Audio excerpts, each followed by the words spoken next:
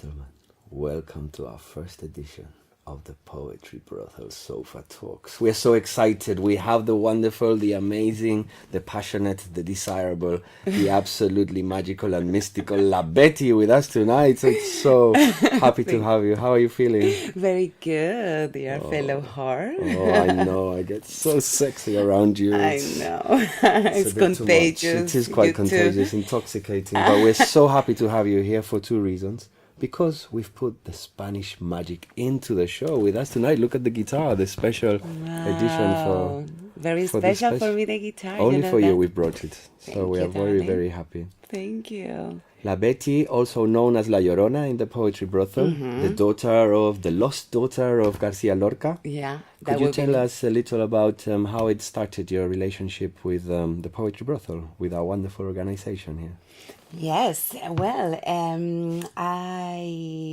because my beginnings performing in London was actually performing poetry of Lorca in churches. Wow. Yeah, and I was performing, I suppose, a year ago in one show of Tara Fleur, and two horses were in the audience, and they saw me perform Lorca, and then they invite me. Yes, I remember that night very well. Yes. That night, your performance really struck me, especially as a passionate and a very carnal way of conceiving poetry as well, through the words and the images of one of my favorite poets, Garcia Lorca. And it was a very special moment for me. So we're going to start the show with a little poem about Lorca. Let's go. That I wrote, and I want to dedicate it to you. That's amazing. And, Please. most of the show tonight will be about Lorca and your relationship with the Duende. Yes. And about your performance in the Poetry Brothel. Amazing. So this one's called The Ballad of the Death of Federico Garcia Lorca. The olives in the trees sparkle like shoes of patent leather. Too radiant is this mountain for a man to meet his end. Descending from the moon are its cries of melted silver. The civil guard are not immune, but they're ready for the kill. Where are the gypsies, Lorca? Mocks the captain of the men. Are they coming to this fiesta, or are they hiding in their caves? Did they fear unhinge their knives? I cannot hear their saddle bells. Did they discharge their horses, or are they dancing in their tents? But all the stars responded, quivering fiercely in the night.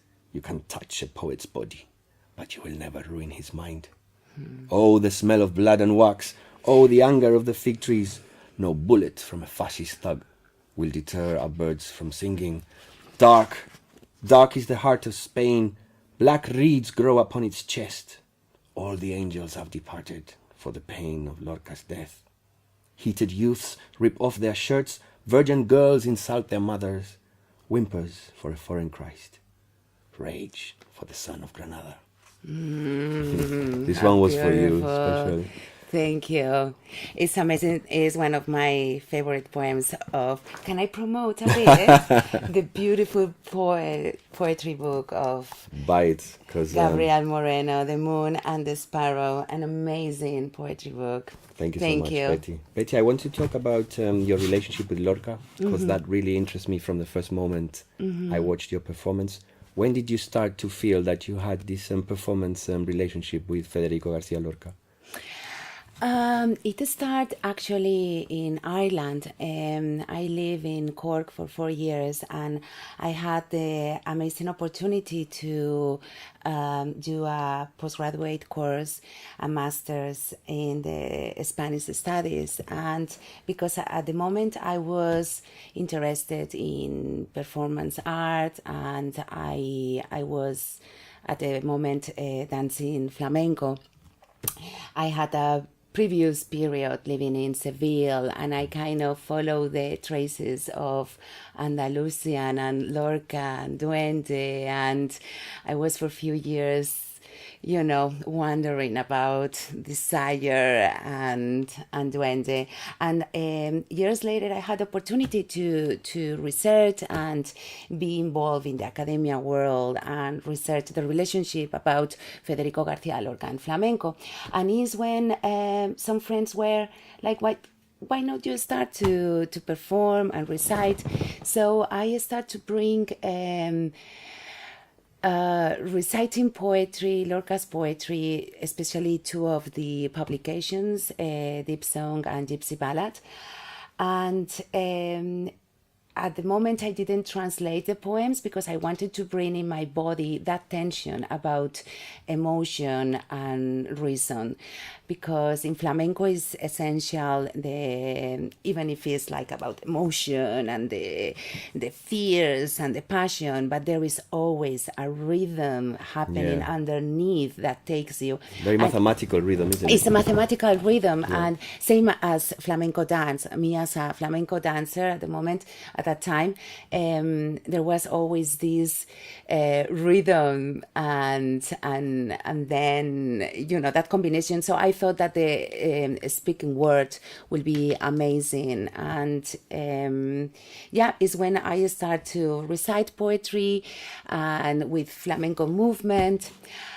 And then I left that, and then I had a gap, and then when I moved to London, again this need of desire of performing again. But when I took it again, it was from a different perspective, and this time I had this deep need of liberate the karma that Lorca's poem have about women, Repressed women. The repressed, the asphyxia, the angst. The angst of women at the time. But I was wondering if nowadays still we are having that, Of course, like at the time when Lorca was writing these poems, it was a different period, but still I felt like I had to liberate those women from the grief, and is when I started to perform in London. I was lucky to find a beautiful couple who were organizing pop-up dinners in churches, and they wanted a Spanish performer, and it was great that they gave me opportunity to perform Lorca, and amazing. We're so happy that you went on that journey, because we are incredibly excited at the Poetry Brothel to have this part of the Lorca and the magic with us. But what was interesting for me, apart from the Lorca experience, which I love, was with your relationship with feminism and performance and nakedness. The Poetry Brothel sometimes has been accused of being a sexist in a way for revealing the beauty of the female body. But we were talking about empowerment and how these concepts have led you to do also a bit of burlesque in your performance as well. Could you explain to us your relationship between the nakedness, the poetry, and empowerment and feminism? Well, because feminism has different branches and is like a bit bipolar. So for me, feminism is to do whatever you want as a woman or as a human being at the end, and do whatever you want to do. Freedom. Exactly. And still the female's body has lots of work to do. I recognize that in the 80s, 70s, 80s, there was this need of present womanhood to be respectable and to be respect. It was more about our intelligence, right? And about, you need to take in account and to be considered by, your intelligence. The rationality. And so the body was rejected because, of course, a female's body was objectified, and that's right. But now I think, me as a woman, I'm 40 years old. I know I don't look like. But after proof that I'm an intelligent woman and I can do whatever I want to celebrate also my body, because still there is so much stigma is on discussion if you. Female's body has always been whatever you do, if you show or you are to, but still we are threatened and still we are threatened by rape and so many inequalities. So for me, burlesque and do the way I recite poetry using striptease is a way of revealing the way I follow the verses, and to make also my soul through removing the superficial layers of blindness, yes, of my body, so I want my body to be seen as a force, as a soul speaking, and as desire and being presented. And I think the gaze of people needs to change about that. I do it all these celebrating and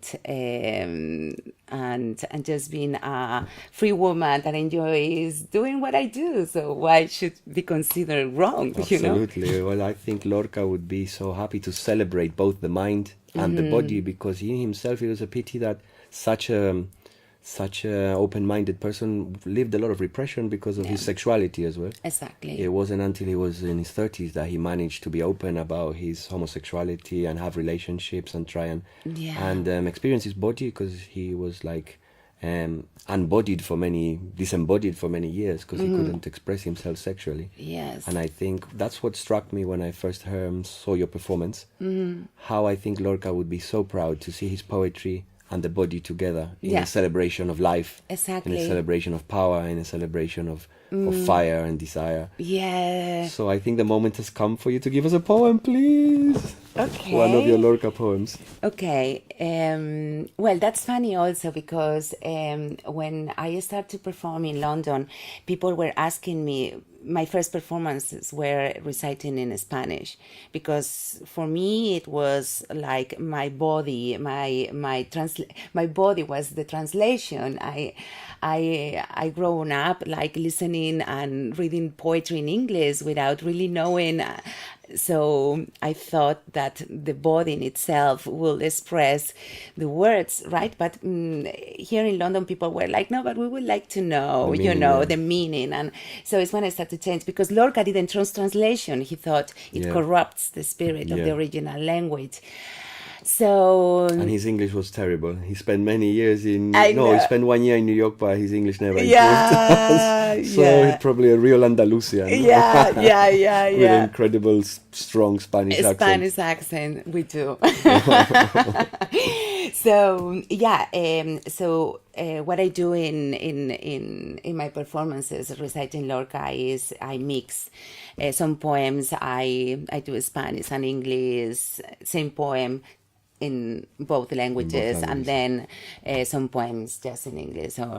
Because some people also recognize that when I recite in Spanish is when the real essence comes up, Absolutely. So what would you like tonight, to start with the Spanish or the English? I would love a bit of Spanish to get us on fire, please. Okay. So this poem is called La Seguirilla.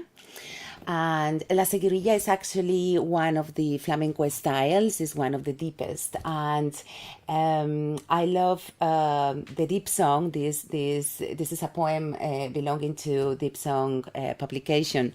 And I love because this book is populated by death lovers and lost wandering souls, and this poem represents that spirit of this female spirit who wants to break free. So this will be: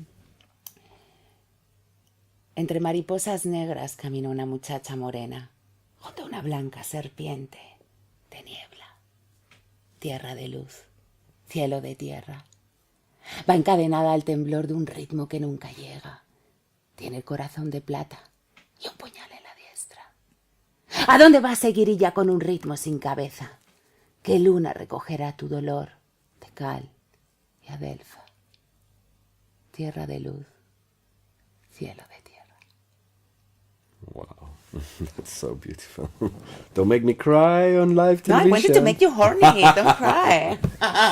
It's the same for me. Death and Same. sex go really close in our tradition. Yeah. Your totem of loneliness. Your I totem know of that. loneliness. Oh my God. Well, it feels like Lorca managed to put the music in his poetry as well. It feels like he managed to translate flamenco into words, and it feels like he used his relationship with the gypsy music to create a new kind of poetry for the Spanish tradition. Yeah. I know you studied the masters about his relationship with flamenco. When did he actually start to investigate more about the ancestry of flamenco music, of gypsy? Well, because he was from Granada, and even if he was a bourgeois, Maybe upper a middle class, yeah.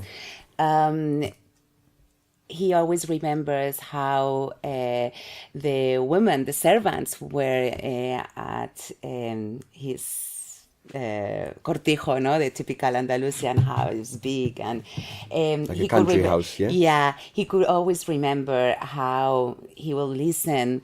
So the servants singing, and plus his father was passionate about flamenco. I didn't know that. And we can't forget that Federico García Lorca, before a writer, he was a musician. That's true, yeah. Pianist. A pianist.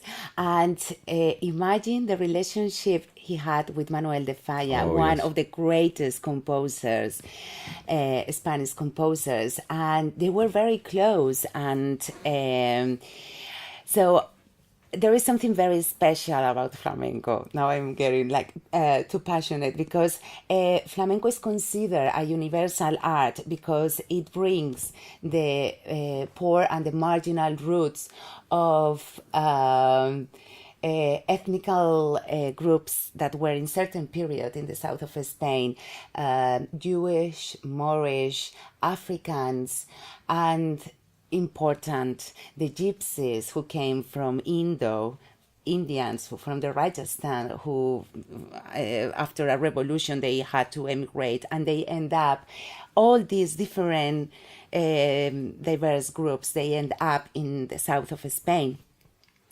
And they were also fired and evicted because it was the period of Catholic, and they wanted this terrible blood clean up, and so they were all the people who decide to stay and remain, they just play the game of, okay, I play the game, I'm a Christian, but then behind the curtains, when they were in their caves, they will gather all, and they will bring all their roots, and they create this incredible art that is flamenco, right?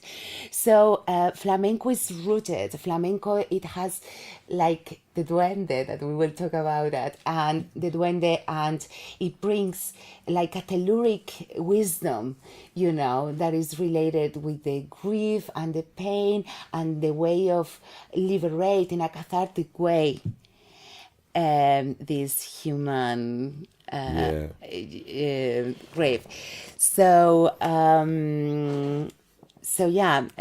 went to that's incredibly interesting, because I didn't know about Lorca's father's relationship with flamenco, which was important as well. So that question, Manuel de Falla, obviously. And it was very interesting when he was the period he spent in New York, in Harlem, how he found that the roots of the music, of gypsy music, could be associated to the roots of black blues, of the Harlem movement as well, and blues, which was a cry as well of people of suffering. It was a cry of marginalized groups, and he was in love with that too. Well, he always said that all what has black sounds, it has duende. Yes. Right?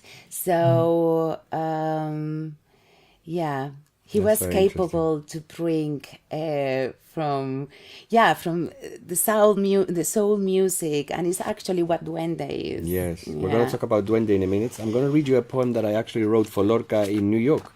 When I was in New York, I kind of followed the places he'd been to. Wow. And I tried to, in a way, find a bit of his experience of New York and live it through his eyes, because I thought it was such an incredible thing to do for him at that time, to go to a place where he didn't know the language, Yeah. where he didn't know the culture in a way. He knew very little of New York. Yeah. And find his way there. And So- you know what? Reading a poet in New York, it has helped me also when I moved to London. I had like I share with those poems like a bit of the feeling living in the big city. You know, Yes. and that It's incredible how- loneliness Yeah. and this kind of feeling of alienation, which was Alienation. the feeling the gypsies had in Spain as Yeah, well. exactly. Feeling like you're living in a place where you don't belong, perhaps, or where people don't think you belong. Maybe similar to the situation we're living now with refugees and others. Yeah. So I think it's always very contemporary to read Lorca. Yeah. Actually, I want to speak about Duende because I've just felt something when you were reciting before. I felt like a little opening in my intestines about emotions that I don't deal with every day. And your recital has opened those emotions. Could you tell us about Duende and these emotions? What is the use of Duende, or how can we funnel it to Okay. have this catharsis of Okay. emotions and So ideas? this is my favorite question. Topic. Yeah, because Duende will be the dark creative force of Lorca. And Lorca located the essence of Spain's spirit in the Duende, a mysterious power that everyone sends and no philosopher explains. And for those people that they don't know what would be, it could loosely be translated as having soul. Is the reaction to a performance that is particularly expressive. Is when you watch a performance that makes you smile, cry, and Like me with your performance. yeah, well, no, you are very good. And something that I love of Duende and what it means is it's a power, not a work. It's a struggle, not a thought. Duende is an evil earth spirit who helps the artist to see the limitations of intelligence. And that's very important because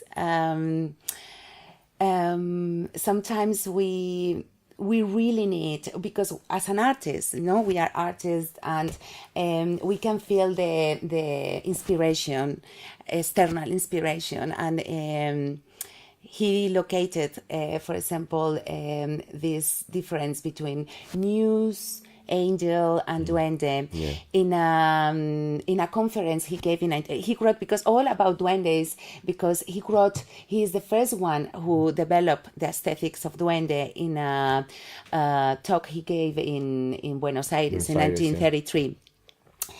And it's amazing. I mean, if you have the opportunity to download, you can download online. It's like 6 pages. It's it's called not very long. Play and Theory of the Duende. Please read that. it will a change your jewel. life. Yeah, it changed really life, and is bringing me as an art historian. It is like a concept as such sublime. Duende is something as such, and he, for example, makes a difference between angel, muse, external creativity, but duende is something that breaks. Te rompe. It breaks you up from the inside. Yeah, breaks you in from the inside, and is related to death. So Death of the ego as well, right?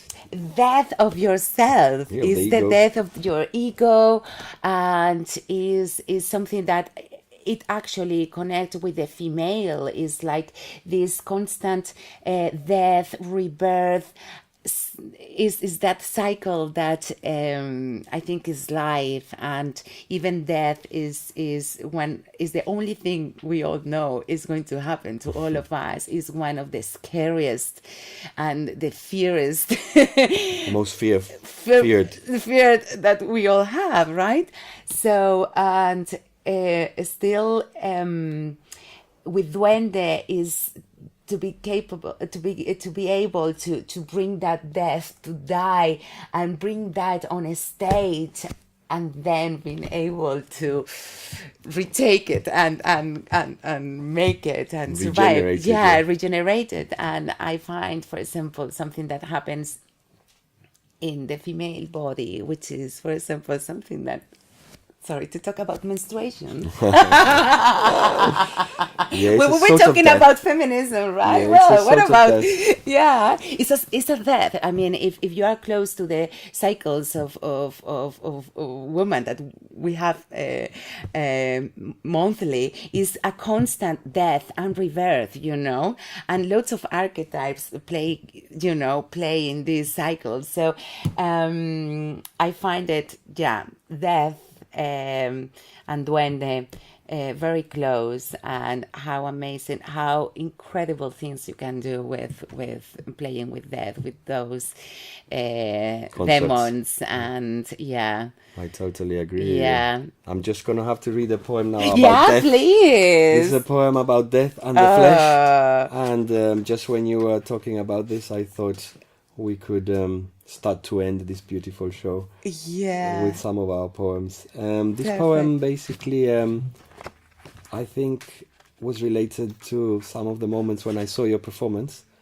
because yes, it made me think of the relationship between the flesh and the word, and the relationship between duende and poetry, and the relationship between death and creation. So I want to dedicate it to you as well. Thank you. Your body. I smell death and think of your body, of your jar-shaped body summoning me to life. I howl and I scream for your body, for the ruggedness and the sweat, for the roundness of your breasts and the sap between your legs. I rage at the memory of your body. My thoughts are anvils recreating the mold of your articulations, the shape of your limbs, the angles of your knees, the pointedness of your shoulders, the way your spine bends to drink from my totem of loneliness, the noises you make as I hollow myself inside you.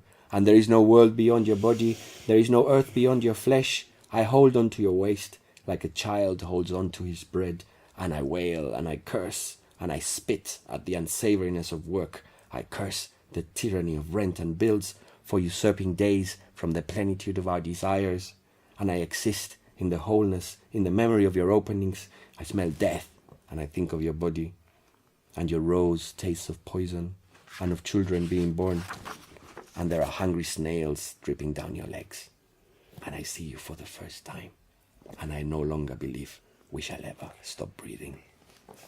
I love it. Yeah. This idea of death and this idea of recreating ourselves Yeah. through the death of the ego as well, and being born again. And what I love of Lorca is that he creates that erotic and passionate relationship between death and life, you know, is such. I have a poem Oh, for yes. you in English this time, and because for me the guitar, Lorca has wrote many poems about the guitar, and for me the guitar means the female's body, for the curvy, and because also in one of his essays about the guitar, he said that it contains and brings all the sounds of the East, you know, from the gypsies, from India, and for me the guitar represents a female's body. And Is this the poem La Guitarra? no, this one is a poem like pays homage, and I think when I die, I would love to, people, have Read in the mind poem. this poem. So say, when I die, bury me with my guitar beneath the sand. When I die, among orange trees and mint plants. When I die, bury me, if you would, inside a weather vane. Wow. When I die. What a It's celebration. beautiful. The way that Lorca basically celebrates something that people usually have to feel dark and grim about. Yeah. He creates like a bit like the Mexican culture to create a party Yeah. out of death. Also the Irish culture. It's Yeah. like let's celebrate the life this person has lived instead of thinking what he will not live. Think of what he's lived and think of the relationship between death and life. Yeah. Definitely. Lorca, because I mean, my ideas, and well, if people check my web, www.labetty, Beatriz Pindado. Beatriz Pindado, and my web La Betty, with one T and I have my manifesto, or as a my main source of inspiration are women that I met in my life. And then people ask me, yeah, but what about Lorca? You have a man there. Of course, they're an amazing man. But Lorca, I think he was a spirit that was connected deeply with the wisdom of the earth, it's like he could hear something, the spirits or the phantoms of those who were before. Yeah. And he was capable to bring that, and also the wisdom of what is underneath, and which is death, also. So that makes incredible. Yeah, and that goes beyond gender. Those kind of Exactly. thoughts, that ideas, it's Exactly. much beyond gender. It's much, yeah. And that's the beauty of poetry, that we can unite ourselves despite our Exactly. differences of gender or nationality, Exactly. language. Exactly. I'm so happy to have had you here. It's been such a beautiful Thanks for experience. inviting me. Thank you. Guys, the next Poetry Brothel, not the one in Hey. September, in October, is Duende. It's It will be the Duende, Poetry October Brothel. Duende. October. It'll be Yeah. all about Spanish.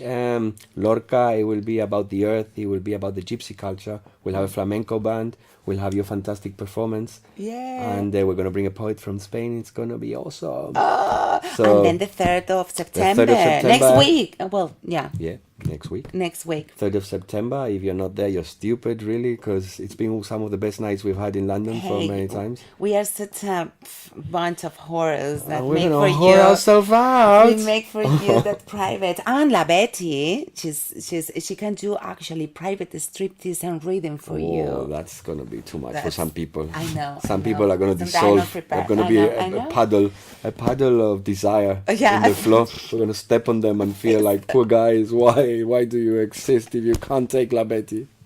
La Llorona for the poetry. La Brothel. Llorona. La Well, Llorona. we don't want to cry. We want to thank you for being here. Thank you for And inviting me. thanks to everyone for listening and watching this program. Come to the Poetry Brothel, you fuckers. Yes. Thank you. Mucho duende. Duende.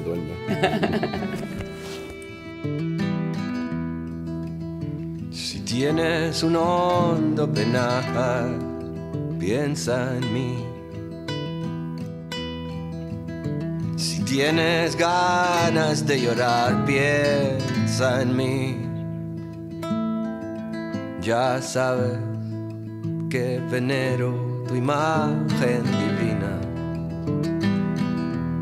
Tu párvula boca que ya de muy niño me enseñó a pecar. Piensa en mí.